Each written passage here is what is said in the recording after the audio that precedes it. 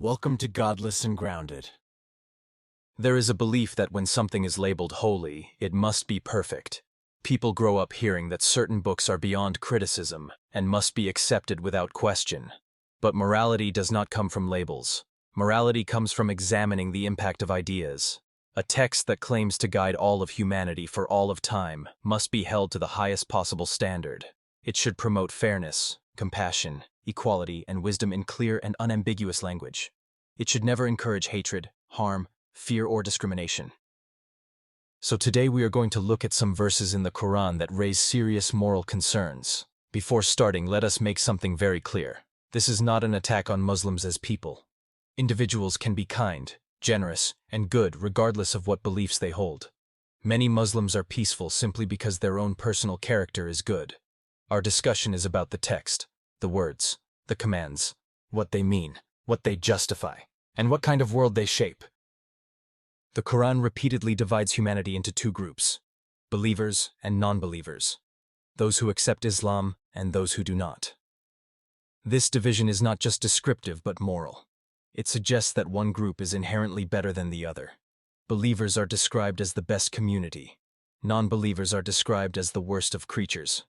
Not just wrong, not simply mistaken, but the worst of all beings. Imagine how powerful and dangerous that message becomes when someone believes these words come directly from a divine creator. Once you dehumanize a group, the next steps become easier. Violence becomes easier. Exclusion becomes easier. Oppression becomes easier. There are verses that command believers to fight non-believers.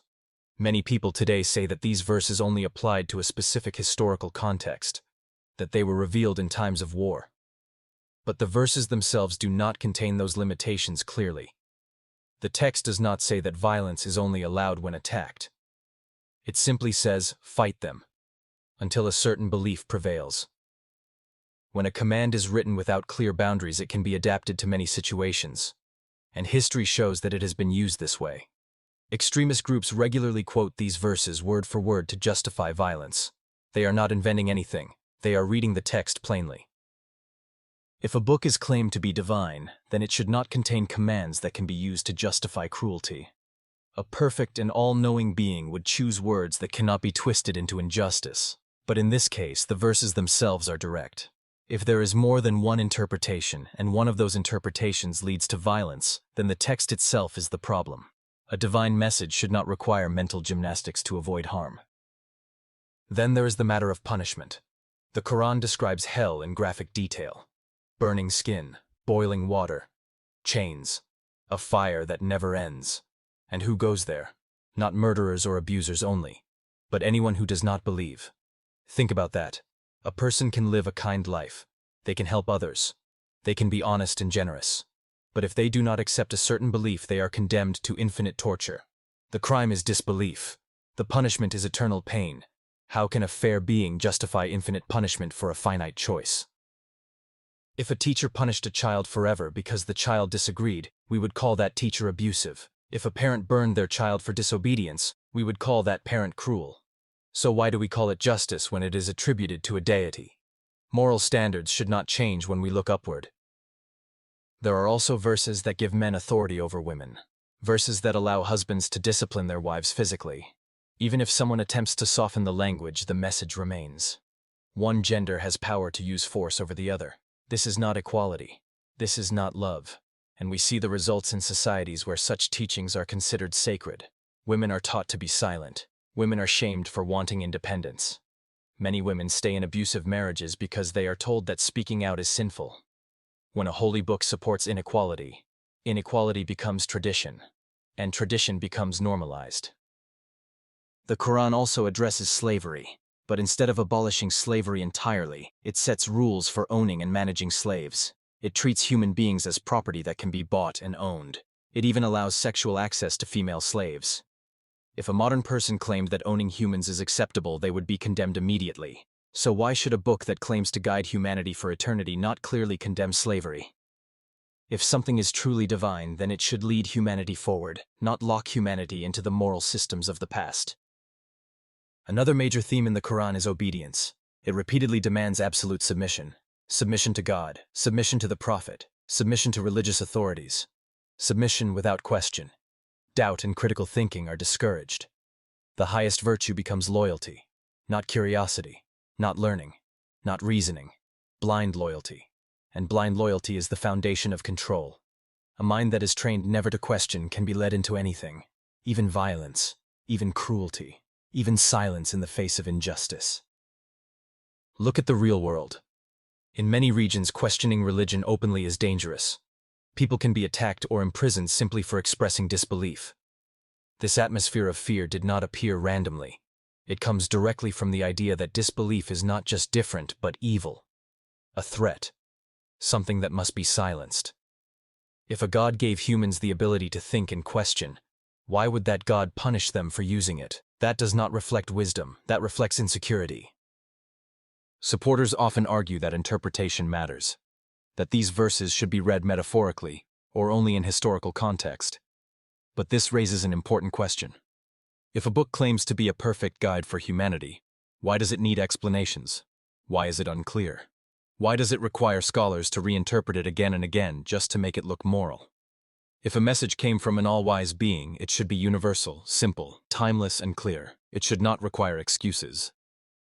There are many Muslims who are peaceful because they choose peaceful interpretations. They ignore verses that encourage violence. They focus only on the verses that sound comforting. But this does not change the presence of the problematic verses. Ignoring something does not erase it. And extremists are not misinterpreting when they quote the violent verses. They are reading them plainly, and the plain reading justifies harm. A holy book should bring humanity together. But when a book repeatedly declares that one group is saved and the rest are doomed, it divides people. When a book encourages loyalty to a group identity over universal compassion, it fuels conflict. When a book instructs believers to see non-believers as inferior, it damages coexistence. A truly divine book would speak with kindness. It would encourage understanding. It would celebrate diversity of thought. It would not rely on threats of eternal pain. It would not promote fear. It would not demand blind obedience. It would teach humans how to live with dignity, respect, and empathy for all people.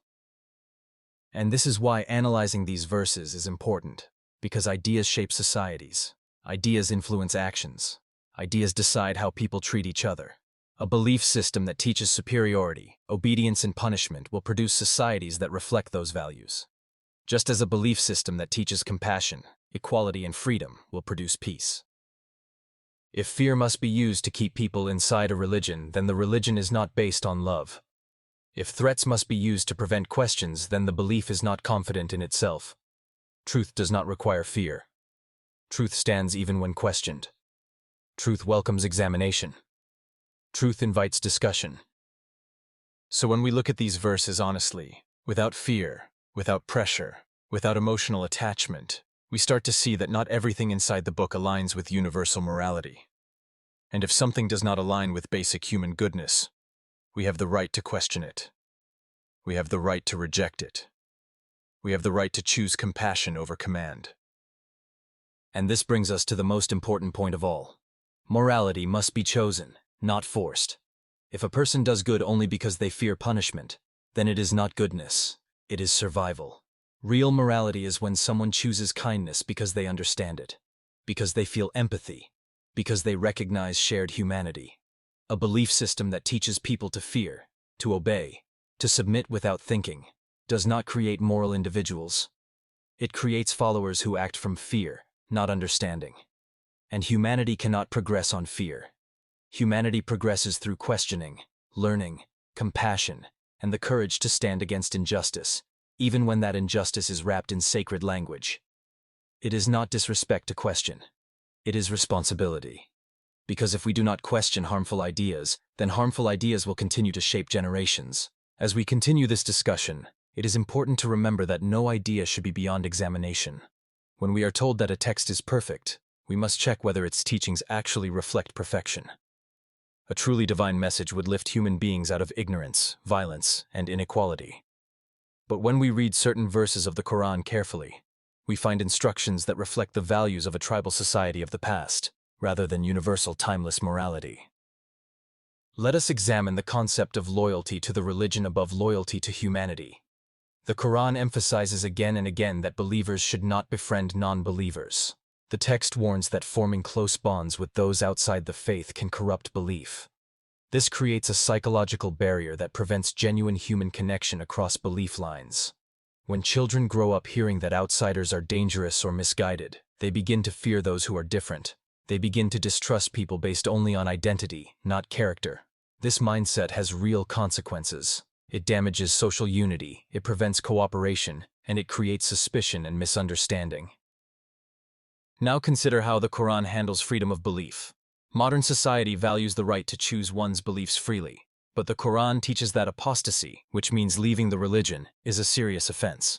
Even though some defenders deny it, the reality is that historically, Islamic law based on the Quran and Hadith has prescribed severe punishment for those who leave the religion. In some countries even today, a person who simply announces that they no longer believe can be imprisoned or even killed. If a belief system is truly strong and truthful, it should not fear people leaving. It should allow individuals to explore and think freely. A belief that punishes those who leave is not offering truth. It is enforcing control. Another troubling theme is revenge. The Quran teaches the principle of equal retaliation. If someone harms you, you harm them in return in the same measure. This is called an eye for an eye approach. But moral development in humanity has moved beyond revenge-based justice. Modern justice systems aim to rehabilitate and restore. We understand that revenge does not heal. It only continues cycles of harm. A divine book should have been ahead of human civilization, not behind it. It should have encouraged forgiveness, conflict resolution, dialogue and compassion.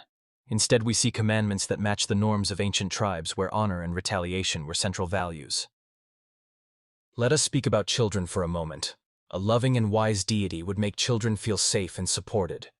But the Quran describes children in hell, even those who simply did not believe correctly.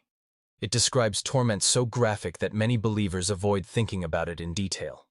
But think about what this does to the mind of a child who is raised hearing these stories. It plants fear and anxiety at a young age. It makes them afraid not only of making mistakes, but of thinking differently. Fear becomes a chain that holds the mind down.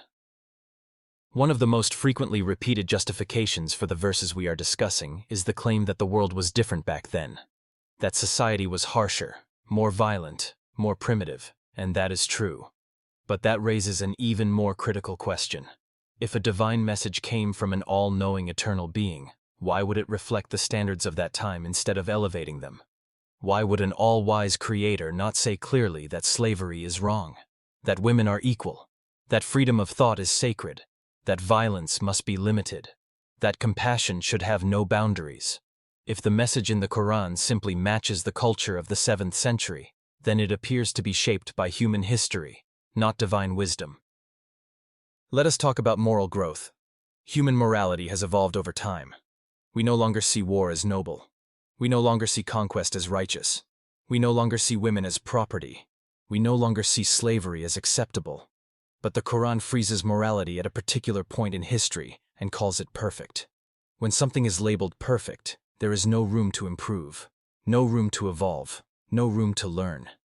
And when a society stops evolving morally, it becomes trapped.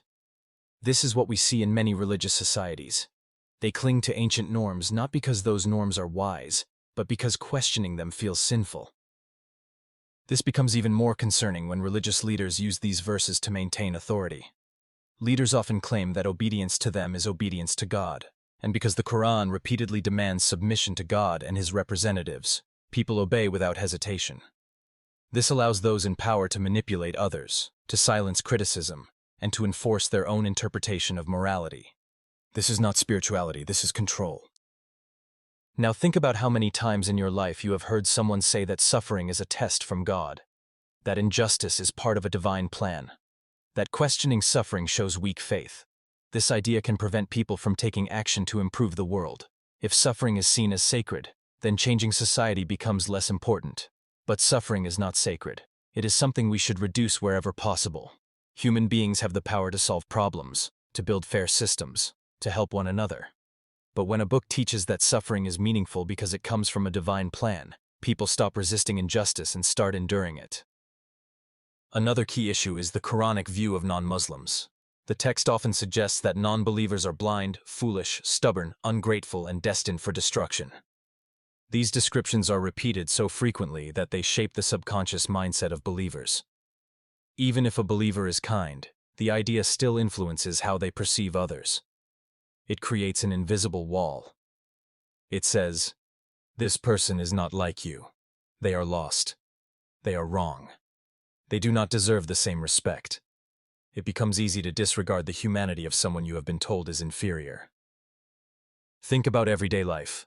If a Muslim child is taught from birth that their religion is the only true religion and that everyone else is misguided, that child will grow up with a limited view of humanity. They may never have the chance to understand that different people believe different things for many valid reasons. The Quran does not encourage exploration of other ideas. It discourages it. It says that truth has been finalized, but knowledge does not end, understanding does not end, curiosity does not end, growth does not end. A divine message should not fear other ideas. Truth should invite comparison. Truth should welcome challenge, because truth stands on evidence and reason. But a belief that forbids questioning reveals its own insecurity. Some will say that we are misunderstanding the Quran, but misunderstandings do not persist for 1400 years. If a text can be interpreted in violent and oppressive ways, then the text is written in a way that allows harm. If the Quran truly intended peace for all humanity, its verses would say clearly and directly that all human beings are equal, that belief is a personal choice, that women and men have equal rights, that slavery is forbidden, that violence is unacceptable except in pure self-defense, and that compassion is a universal duty. But the Quran does not say these things clearly, and clarity is essential for something that claims to be divine. A message from a perfect creator should never require excuses. It should never need people to explain away verses. It should never depend on context arguments to make it appear moral. Truth should stand on its own. And that leads us to the final reflection for today. Humanity is capable of incredible goodness. Every day people help strangers, care for the vulnerable, comfort the suffering, and work to make the world better. They do this not because a book commands them to do so under threat. They do it because empathy is real. Kindness is natural. Compassion comes from understanding the shared experience of being human. We do not need fear to be good. We do not need threats to be moral. We do not need promises of paradise or threats of hell to love one another. We only need to recognize our shared humanity. We only need to value life, dignity, and freedom. If a religious text encourages harm, we have the right to reject the harmful parts. If an idea causes suffering, we have the right to question it. And if a belief divides humanity, we have the right to choose unity instead. Morality grows, humanity grows, and our understanding of what is right grows. We honor our humanity when we choose compassion, reason, equality, and empathy over fear, submission, division, and punishment. And so we return to the core idea that began this entire discussion. A belief deserves respect only if it earns that respect through its teachings and its outcomes. Respect is not automatic. It is not owed simply because something is old or widely followed. A belief must be evaluated by how it shapes human behavior and how it affects the world we share. If the outcome is fear, division, inequality, or violence, then there is nothing sacred to protect in that. But if the outcome is compassion, understanding, fairness, and unity, then that belief truly holds value. It is our responsibility as thinking beings to choose the path that leads to human growth, and not the path that locks us in fear and submission.